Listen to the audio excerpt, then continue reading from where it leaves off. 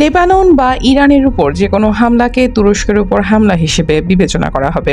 একই সাথে ফিলিস্তিন ও লেবাননে চলমান হামলার জবাবে ইসরায়েলের বিরুদ্ধে প্রয়োজনে সামরিক অভিযানের হুঁশিয়ারি দিয়েছেন তুরস্কের প্রেসিডেন্ট রিসেপ তাইয়েপ এরদোয়ান।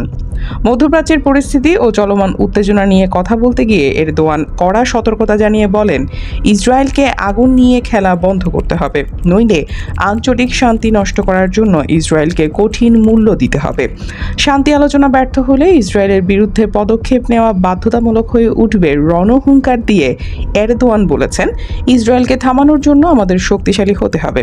আমরা যেভাবে নাগোর্নো কারাবাখ ও লিবিয়ায় প্রবেশ করেছিলাম, তাদের বিরুদ্ধেও আমরা একই ধরনের পদক্ষেপ নিতে পারি। আমাদের ঠেকানোর মতো কেউ নেই।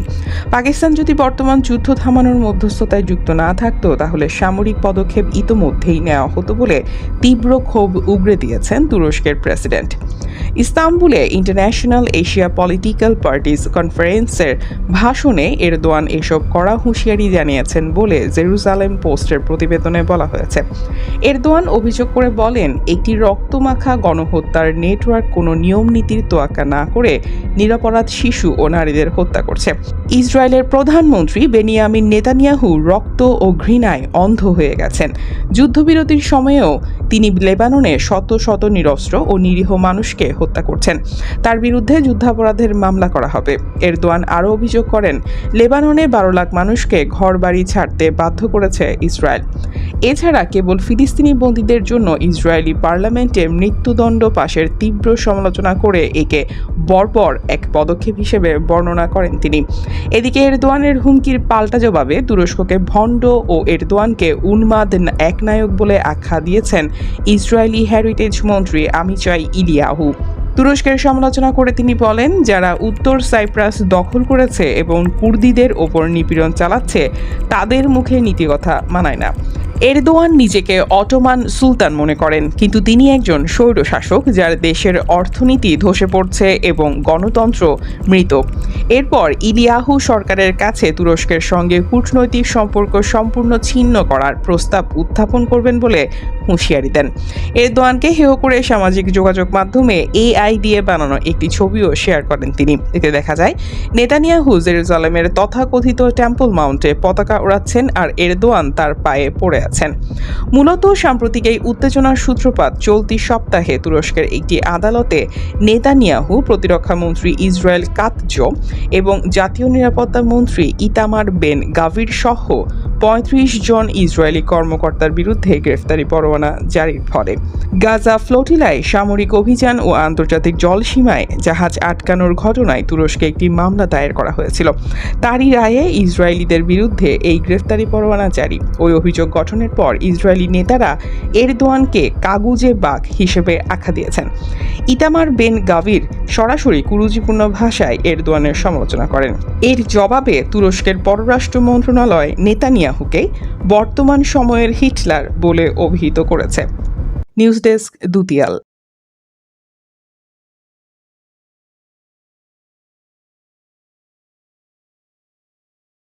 মার্কিন যুক্তরাষ্ট্রের প্রেসিডেন্ট ডোনাল্ড ট্রাম্পকে ক্ষমতা থেকে অপসারণের দাবিতে এবার সরব হয়েছেন সেন্ট্রাল ইন্টেলিজেন্স এজেন্সি CIA এর সাবেক পরিচালক জন ব্রেনান। ট্রাম্পকে মানসিকভাবে অপ্রকৃতিস্থ আখ্যা দিয়ে ব্রেনান বলেছেন, যারা মার্কিন সংবিধানের 25তম সংশোধনী লিখেছিলেন, তারা ট্রাম্পের মতো কোনো অস্থির নেতার কথাই চিন্তা করেছিলেন। এমন কাউকে মাথায় রেখেই প্রণয়ন করা ওটি। মার্কিন সংবাদ মাধ্যম MS নাওকে দেওয়া এক সাক্ষাৎকারে ওবামা আমলের এই গোয়েন্দা প্রধান বলেন, ট্রাম্পের সাম্প্রতিক আচরণ এবং ইরান ইস্যুতে তার ভয়াবহ হুমকি তাকে কমান্ডার ইন চিফ হিসেবে দায়িত্ব পালনের অযোগ্য করে তুলেছে। জন ব্রেনানের মতে, ইরানের সভ্যতা ধ্বংস করে দেওয়ার যে হুমকি ট্রাম্প দিয়েছেন, তা কোনো সুস্থ মস্তিষ্কের প্রেসিডেন্টের কাজ হতে পারে না। তিনি স্পষ্টতই মানসিকভাবে ভারসাম্যহীন হয়ে পড়েছেন। এই অবস্থায় এত মানুষের জীবনের জন্য ঝুঁকিপূর্ণ হয়ে ওঠায় তাকে কমান্ডার ইন চিফ রাখা উচিত হবে না। গত 7 এপ্রিল ইরান সরকারকে হুমকি হুমকি দিয়ে ট্রাম্প বলেছিলেন তিনি যে সময়সীমা বেঁধে দিয়েছেন ইরান সরকার যদি তা না মানে তবে সেই রাতেই ইরানি সভ্যতা পুরোপুরি ধ্বংস হয়ে যাবে। ট্রাম্পের ওই বক্তব্যের সূত্র ধরে ব্রেনান আশঙ্কা প্রকাশ করেন ট্রাম্পের হাতে যুক্তরাষ্ট্রের বিশাল পারমাণবিক অস্ত্র ভাণ্ডারের নিয়ন্ত্রণ থাকা এখন সারা বিশ্বের জন্য চরম ঝুঁকিপূর্ণ। তিনি যেভাবে ইরানি সভ্যতা ধ্বংসের হুমকি দিয়েছেন তা পারমাণবিক অস্ত্র ব্যবহারের সম্ভাবনার ইঙ্গিত দেয়। এই ব্যক্তি স্পষ্টতই অপ্রকৃতিস্থ। ব্রেনান আরও বলেন যুক্তরাষ্ট্রের সংবিধানের 25তম সংশোধনী অনুযায়ী ভাইস প্রেসিডেন্ট ও মন্ত্রিসভার অধিকাংশ সদস্যের সমর্থনে একজন কার্যক্ষমতাহীন বা বিতর্কিত প্রেসিডেন্টকে ক্ষমতা থেকে সরিয়ে দেওয়া সম্ভব। 1967 সালে মার্কিন সংবিধানে যুক্ত করা এই সংশোধনী অনুযায়ী যদি ভাইস প্রেসিডেন্ট এবং মন্ত্রিসভার অধিকাংশ সদস্য মনে করেন যে প্রেসিডেন্ট তার দায়িত্ব পালনে অক্ষম তবে তাকে ক্ষমতা থেকে সরিয়ে দেওয়া যায়। এরই মাঝে মার্কিন কংগ্রেসের অন্তত 70 জন ডেমোক্রেট আইন প্রণেতা ট্রাম্পের বিরুদ্ধে এই সংশোধনী কার্যকরের দাবি জানিয়েছেন। তবে ট্রাম্পের অনুগত ভাইস প্রেসিডেন্ট জেডি ভ্যান্স এবং বর্তমান মন্ত্রিসভার সমর্থন ছাড়া এটি কার্যকর হওয়ার সম্ভাবনা প্রায় শূন্য বলে মনে করছেন বিশ্লেষকেরা। এদিকে ট্রাম্পের বিরুদ্ধে জন ব্রেনানের এই কড়া মন্তব্যের পেছনে রাজনৈতিক প্রতিহিংসার ছায়াও দেখছেন কেউ কেউ। বর্তমানে ট্রাম্প প্রশাসনের বিচার বিভাগ ব্রেনান এবং FBI এর সাবেক প্রধান জেমস কোমির বিরুদ্ধে একটি ফৌজদারি তদন্ত চালাচ্ছে। গত জুলাই মাসে শুরু হওয়া এই তদন্তকে ট্রাম্পের ব্যক্তিগত আক্রোশ হিসেবে দেখছেন বিরোধীরা। তবে ব্রেনান স্পষ্ট করেছেন ব্যক্তিগত আক্রমণের ভয়ে তিনি জাতীয় নিরাপত্তার প্রশ্নে চুপ থাকবেন না। ইরানের সঙ্গে শান্তি আলোচনা ব্যর্থ হওয়ার পরপরই আবারও ট্রাম্পের আক্রমণাত্মক রূপ এবং ঘরের ভেতরে খোদ গোয়েন্দা প্রধানের এমন হুঁশিয়ারি ওয়াশিংটনের রাজনীতিতে চরম উত্তেজনা সৃষ্টি করেছে। হোয়াইট হাউসের মিত্ররা ব্রেনানের মন্তব্যকে ভিত্তিহীন বলে উড়িয়ে দিলেও সাধারণ নাগরিকদের মধ্যে ট্রাম্পের হঠকারী সিদ্ধান্ত নিয়ে উদ্বেগ ক্রমেই বাড়ছে। News desk দুতিয়াল।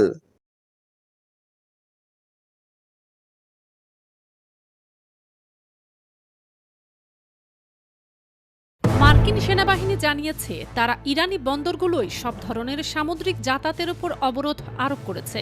13 এপ্রিল থেকে এই ব্যবস্থা কার্যকর হয়েছে। তবে অন্য দেশ থেকে আসা যাওয়া করা জাহাজগুলো হুরমুজ প্রণালী দিয়ে চলাচল করতে পারবে। নিজেদের সামাজিক যোগাযোগ মাধ্যম ট্রুথ সোশ্যালে ট্রাম্প লিখেছেন যুক্তরাষ্ট্র হুরমুজ প্রণালীতে প্রবেশ বা বের হবার চেষ্টা করা সব জাহাজকে অবরোধ দিতে শুরু করবে। ট্রাম্প আরও বলেন ইরানকে কোনো না কোনোভাবে অর্থ পরিশোধ করা জাহাজগুলোকে আন্তর্জাতিক জলসীমায় চিহ্নিত করে আটকাতে আমি আমাদের নৌবাহিনীকে নির্দেশ দিয়েছি। অবৈধ টোল পরিশোধ করা কেউই সমুদ্রে নিরাপদে চলাচল করতে পারবে না। এই পোস্টে ট্রাম্প আরও লিখেছেন আমাদের ওপর বা শান্তিপূর্ণ জাহাজগুলোর ওপর কোনো ইরানি গুলি চালালে তাদের নরকে পাঠিয়ে দেয়া হবে। মার্কিন নৌবাহিনীর 2022 সালের commander's handbook on naval operation law অনুযায়ী অবরোধ হল এমন এক সামরিক অভিযান যার মাধ্যমে শত্রু রাষ্ট্রের নিয়ন্ত্রণাধীন নির্দিষ্ট বন্দর, বিমান ঘাঁটি বা উপকূলীয় অঞ্চলে প্রবেশ করা বা বের হওয়া সব দেশের জাহাজ বা বিমানকে বাধা দেয়া হয়। ট্রাম্প শুরুতে বলেছিলেন মার্কিন নৌবাহিনী তাৎক্ষণিকভাবে হরমুজ প্রণালী অবরোধের প্রক্রিয়া শুরু করবে। তবে পরে ফক্স নিউজকে তিনি বলেছিলেন এটি করতে কিছুটা সময় লাগবে, তবে খুব দ্রুত কার্যকর হবে। তিনি এটাকে হয় এসপার নয় ওসপার ধরনের নীতি হিসেবে বর্ণনা করেছেন। মার্কিন সেন্ট্রাল কমান্ড সেন্টকম বলেছেন ইরানের সব বন্দরে প্রবেশ করা ও সেখান থেকে বের হওয়া সব দেশের জাহাজের ওপর সমানভাবে প্রয়োগ করা হবে অবরোধ। এর মধ্যে পারস্য উপসাগর ও ওমান উপসাগরের ইরানি বন্দরও অন্তর্ভুক্ত। তবে সেন্টকম আরও জানায় ইরান বহির্ভূত বন্দরের দিকে যাওয়া বা আসা জাহাজগুলোকে বাধা দেয়া হবে না। যুক্তরাষ্ট্রের 3 জন আইন বিশেষজ্ঞ বিবিসিকে বলেন এ ধরনের অবরোধ আন্তর্জাতিক সমুদ্র আইনের লঙ্ঘন হতে পারে। তাদের একজন বলেন সামরিকভাবে কার্যকর করা এই অবরোধ চলমান যুদ্ধবিরতি চুক্তিও লঙ্ঘন করবে কিনা সে প্রশ্ন থেকেই যায়। শিপিং বিশেষজ্ঞ লার্স জেনসেন বিবিসিকে বলেন ইরানের বন্দরগুলোয় ট্রাম্পের নৌ অবরোধের হুমকির ফলে হুরমুজ প্রণালীতে এখনও চলাচল করা খুব অল্প সংখ্যক জাহাজ স্বল্পমেয়াদে প্রভাবিত হবে। জেনসেনের ভাষায় এটি যদি সত্যি কার্যকর হয় তাহলে খুব কম সংখ্যক জাহাজের চলাচল বন্ধ হবে, ফলে মোটা দাগে এটি খুব একটা পরিবর্তন আনবে না। জেনসনের মতে বেশিরভাগ শিপিং কোম্পানি এখনই পরিস্থিতি পর্যবেক্ষণ করবে এবং দেখবে কোনো অস্থায়ী শান্তি চুক্তি টিকে থাকে কিনা। যদি থাকে তাহলে ধীরে ধীরে আবার চলাচল বৃদ্ধি পেতে পারে। ফারজানা মৌসুমী, নিউজ ডেস্ক, দুতিয়াল।